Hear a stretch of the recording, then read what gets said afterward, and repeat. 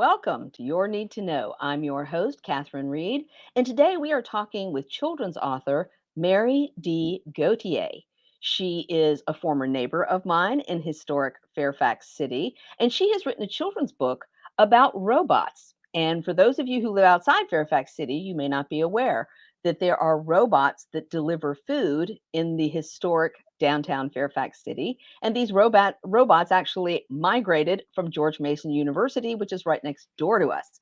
So, welcome, Mary. We are excited to hear about how you came up with the idea of this character, Rover, and his adventures in Fairfax City delivering pizza.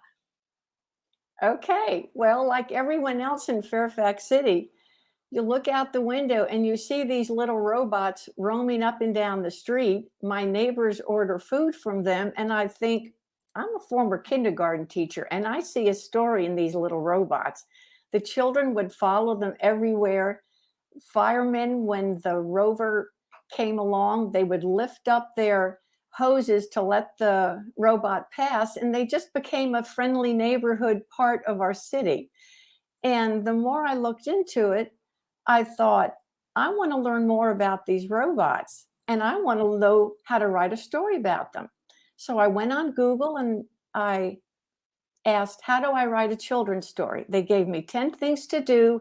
And then I joined the Children's Author Society because I wanted to learn everything there was to know. Well, And I, you have been doing the pandemic better than anyone I know, Mary. It's not just that you decided to write a children's book about something right outside your window, which is remarkable enough, but you are actually executing, and you've not published just one book, but two. Right. And I learned how to do Kindle. I take music lessons. So I asked my music teacher, who is also a composer and engineer in singing, who also is Kindle savvy and internet savvy, not like I am. He taught me how to do a Kindle book. So I did it on Kindle. And the reason I picked the name Rover was because I named him after the NASA rovers. And one of these days, Rover wants to deliver pizza on the moon. That's my coming story. So I just decided, once I got the story, I thought, now I know how to write a story. I have to come up with a dilemma because that's what you're supposed to do. So the little girl, Robin, who I named, is a little girl who didn't like to eat any food. And she would always say, I'll eat it, but I don't like it. And her grandmother just didn't know what to do.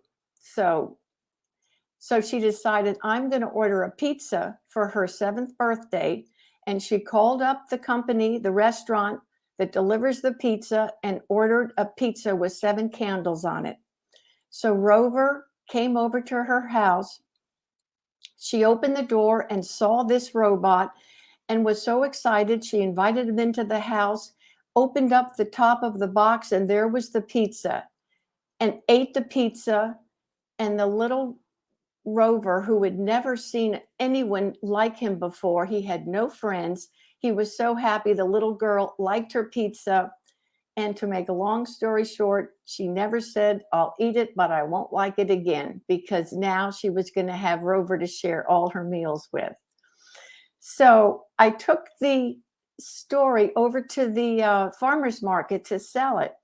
And while I was there, one of the women who bought the book came over and said, my son wants to read this book, but he has trouble reading. Do you by any chance have an audio CD of the story? And I didn't, but I asked Tom Saputo, the musician, composer, if I could record the book and he would set it to music. So that's what I did. So I came up first with the book and then with the audio CD. And so the mother was so happy. Her son could now read the book and hear the story at the same time.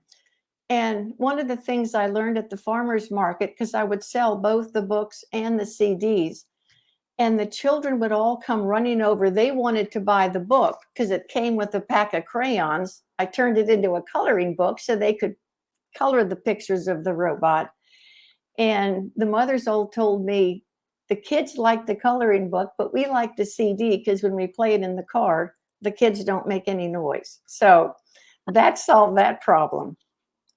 And the reason I picked the little girl with the issue, they say, write a story based on your knowledge. So when I was 6 years old, I had to go to school, but I didn't want to leave my little brother. He wasn't old enough. So every day I told my mother I was too sick to eat my breakfast. Of course, she didn't believe me, but I said it enough times that she thought, So she wrote a letter to her mother, my grandmother, and my grandmother sent me a piggy bank with a roll of pennies and said, Mary, every time you eat a good breakfast and go to school, put a penny in this bank. And I thought, I don't mind leaving my brother now. I want to fill up this piggy bank. So that solved my issue. So I used that story of the grandmother and the little girl with the eating problem in my story with the robot. And so when I sold the books at the farmers market, I used the money I made there to support the children's food programs with a local nonprofit, Bright Paths. So I wanted there to be some good to come out of this story to help other kids who have issues. And that was sort of the backstory of how I came about it. Well, so many things here. First of all, I love that you have an intergenerational character. So it's always good to turn to a grandma with Yes. experience to come up with a solution, because grandmas have a wealth of experience. And so I love the fact that you had Robin and the robot and her mother and her Right. grandmother. And of course, the connection with Bright Paths, because I was on the board of Bright Paths for 9 years. And it's a local nonprofit based here in Fairfax, and they do have a food pantry, and they have been very integral to not only the food programs for families, but there's a weekend food program, Food for Thought, that they do with Title I elementary schools. So I love how you kind of tied that all together and made this sort of both a fun story for kids and also a fundraiser for a local food program. So there might be people who are disbelieving that such robots exist, Mary, because They do. They don't believe it when I they tell them. don't believe that these actually roam the streets of Fairfax That's City, right. but they do, and we have evidence of that. Yes, we do. There we go. Ta-da! There they are. This is one of the robots, and they actually go up and down the brick sidewalks of historic Fairfax City. It's a limited delivery area, obviously. I live now outside the delivery area of the robots, but they up and down the sidewalks, they cross the streets. I think local restaurants, especially during the pandemic, were delighted to have a Yes. way to deliver food to people that was contactless. Right. There's so many articles now about these robots and robots all over. I started doing research on different robot companies and had no idea how many there were. 60 Minutes does stories on them. And I was just fascinated to realize they even have one technology company has a contract with Domino's Pizza to deliver just pizza as a pilot case to see how it works. And they have robots in warehouses, they have robots in nursing homes. Robots are the wave of the future. So it was fun to write a children's story that's entertaining, hopefully. But another goal, the more I got into it, is I thought this is the first introduction a child will have to what we know as technology. They just think it's a cute little robot that delivers food. But I had the idea of in Fairfax City partnering up with some of the elementary schools and having a classroom visit to a museum or city hall or the farmers market, telling the kids everything about their community. And at the end of the program, Rover would come with a pizza, and we'd all have a pizza at a nearby picnic after we have the lesson about the civic part of the story of Fairfax City. And these robots are international, so you can do them in any country. The universities, they started at George Mason, but they're now in many colleges and universities all over the United States, and they're international. Their headquarters are in different places, different robot companies. they're everywhere, and they're going to take over. And I want these kids to be ready to tackle them when they're of age. Well, I think you've done a wonderful job of introducing this technology that has appeared in children's lives. And of course, children don't question it Right. because if you've never had a life that didn't have robots in it, you wouldn't think it was unique, would you? Right. So Exactly. children look at this and they're like, "Well, this is cool." And they are cool. And I think the fact that you're sort of normalizing the fact that technology will increasingly be part of our lives Right. and it will be part of their lives.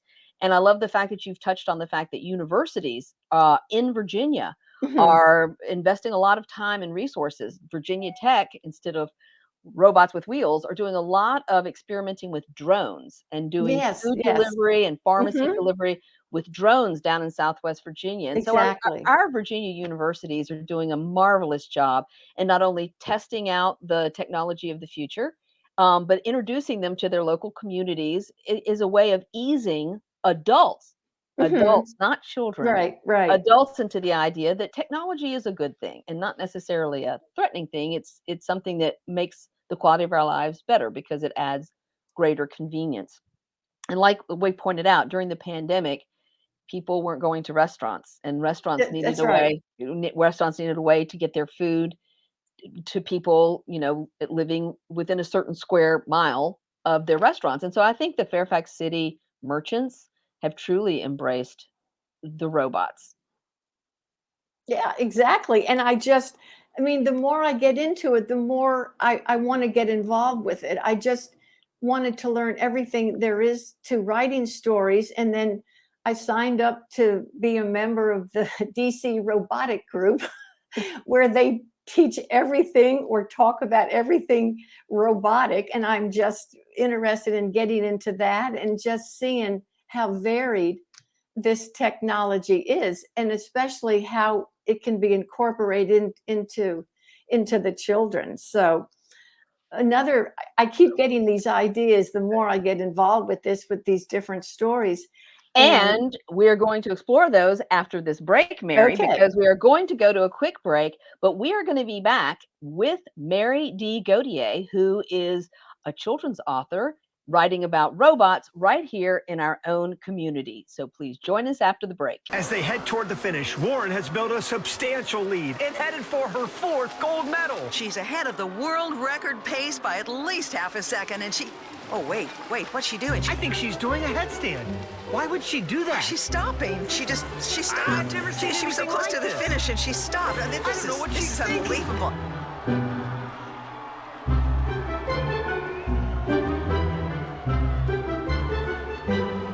Yeah, I've never. Caitlin, be serious. Now take the oath. Come on. I'm totally taking this seriously. Okay, I'm ready.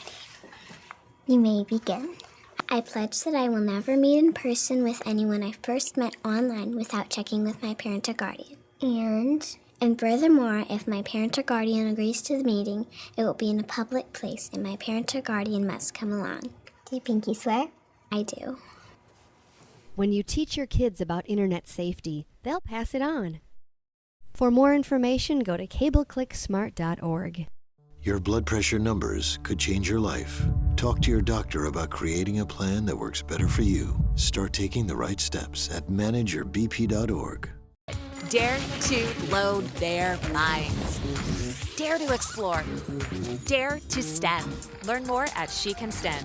Freedom. It's at the core of who we are. The freedom to live without fear, to jog where we please, to wear a hoodie. The freedom to breathe. Before we celebrate the freedom most Americans have, we must fight for the freedom all Americans deserve. Because all lives can't matter until Black lives matter.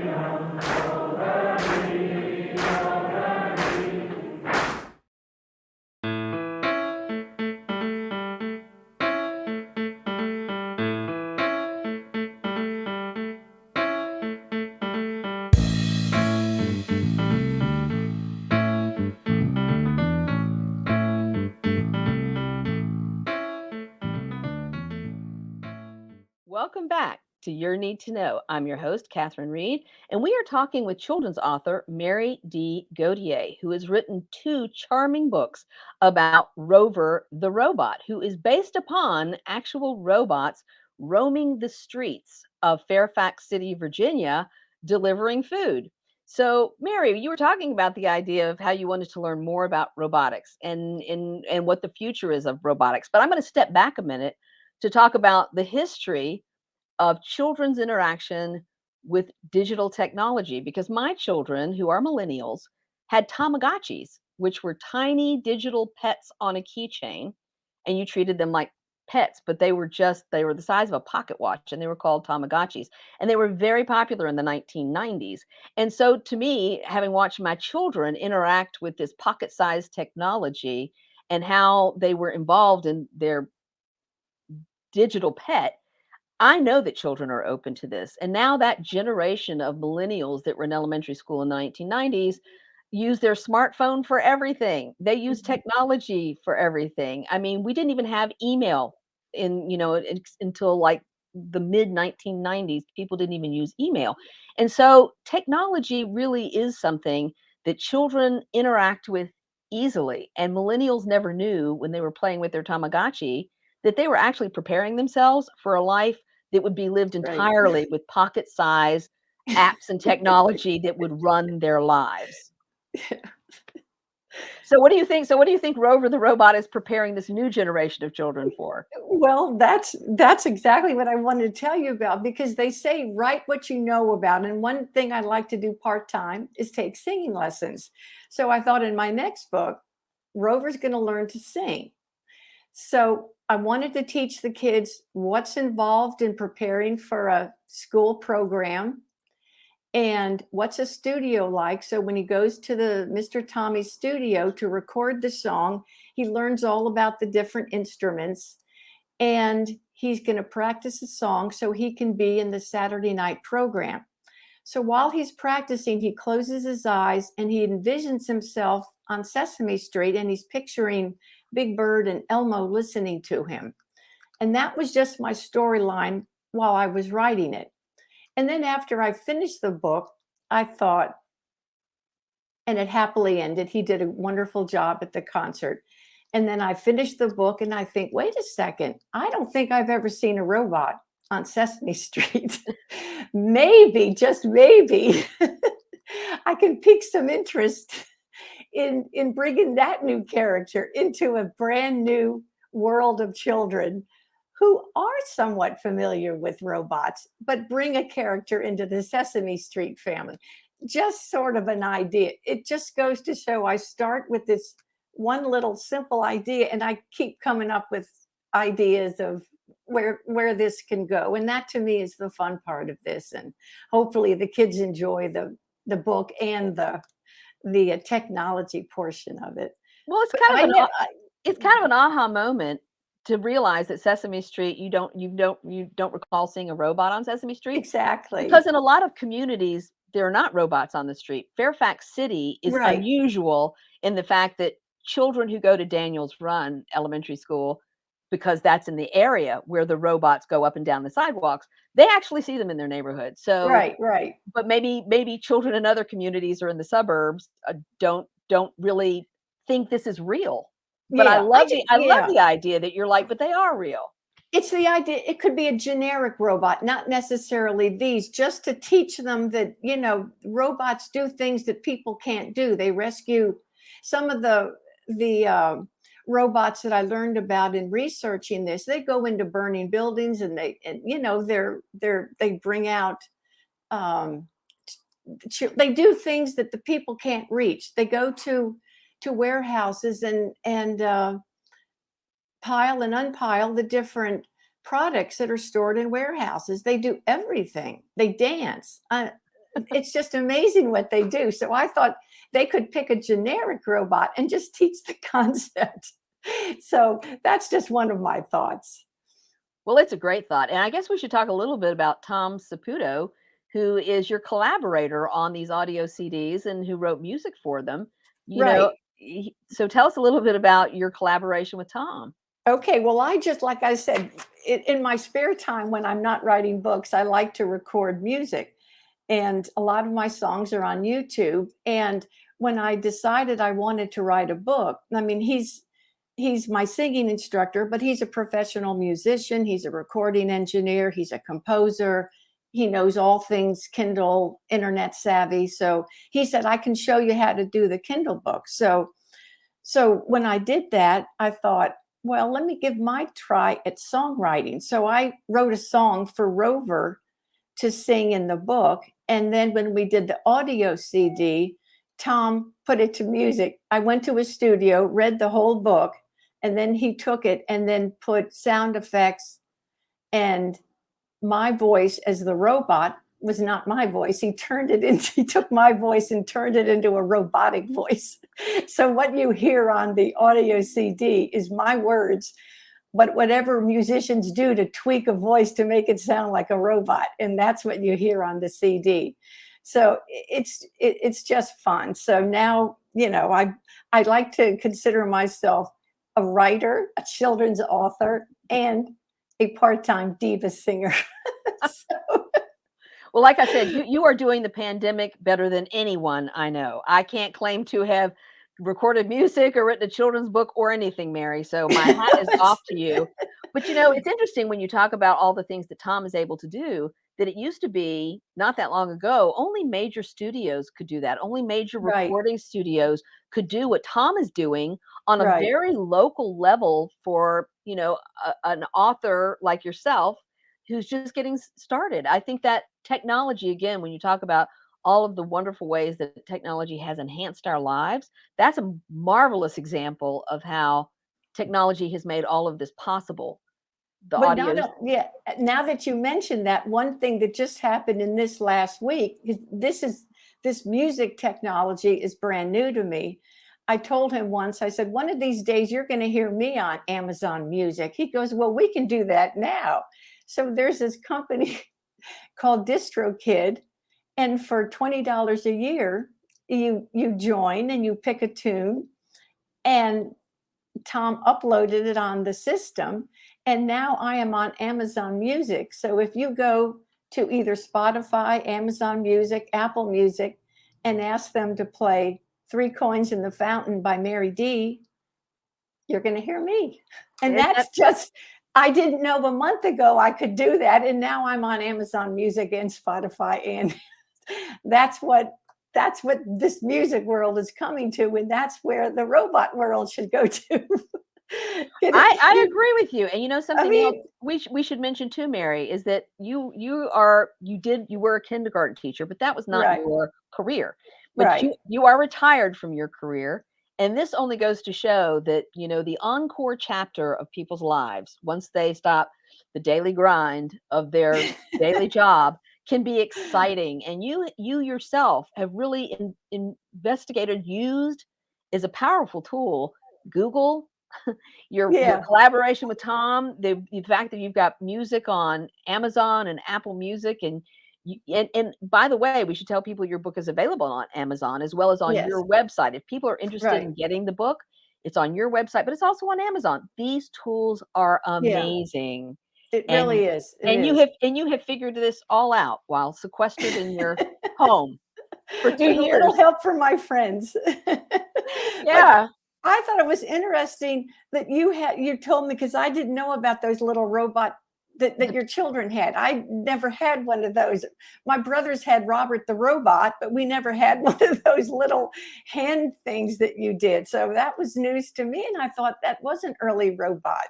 Yeah. So It really was. It predated the smartphone. It even predated, like, flip phones. But yeah, they were just digital pets that kids carried around in their pocket. But little did they know that, their whole lives would be run by something that they would continue to carry in their pocket all the yeah. way through their 30s. Right, right.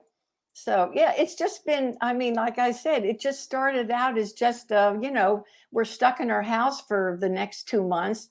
And I'm looking at the robots, and I thought, and then from there, it just went to so many places and it still keeps going, hopefully. I'll see where it takes me. That's what's the fun part. I don't know where it's going, but it's a fun ride. Well, you're working on your third book, and hopefully at some point we'll all be able to be together in person because I'm Yeah, sure that book readings at local bookstores or in right. classrooms or in community centers would be something you would be interested in That's what doing. I'm doing. I've already talked to libraries. They said as soon as COVID is over and the farmers market and the craft shows, as soon as the weather breaks and COVID is over and the big flea out in Centerville, I mean, I plan to make all these moves, but I'm just sort of waiting for the official word of it's the go ahead to start doing it. So, but in the meantime, As we all yeah, are, as we all yeah, are. It's like exactly. Yeah. it's tough, but so people should go to your website because they can find out more information about the books, the audio CDs, actually about your music as well. But also, if people are interested in having you do a reading, they should reach out to you and Absolutely, get yeah. something on the calendar because once it is safe for us all to be together again, whether that's outside or inside, Inside, right. yeah, people need to decide, so that you can start filling out your calendar too, and that you have availability for people who are like, "Come read to our children," and introduce them Yeah, to Rover the Robot. So your third book, I think you mentioned a little bit at the beginning of the show that Rover has big ambitions. right. Well, since Rover was named after the NASA rovers, he decided he wanted to deliver pizza on the moon. So the outline of the story now is he's going to sneak on one of the NASA rockets to go to the moon to deliver pizza and all the mishaps that happened when he realizes he got caught on the NASA robot. They on the rocket. They didn't know he was there and he's found out. But of course it ends happily and he's going to get his astronaut pin like all the other like Astronauts, all the right? astronauts that went up for 20 minutes and came back down. Well, I tell you, and that only goes to show you're again bringing the history of NASA to a modern Well, day yeah, story and because the introducing. rovers, it's a technology's NASA rover. That's the Exactly. part that fascinates me. It's not just a pizza delivery. It's what you see it's the Spirit, the Discovery, the all those rovers that are on the moon. So, Well, and it's one we get to see. I think it's a marvelous thing that you had this idea and you actually didn't just have the idea, you executed it so beautifully. But it's So fun. So thank so you. so for everybody at home, this is Mary D. Gauthier. You can visit her website and look for her books, and this is what you need to know.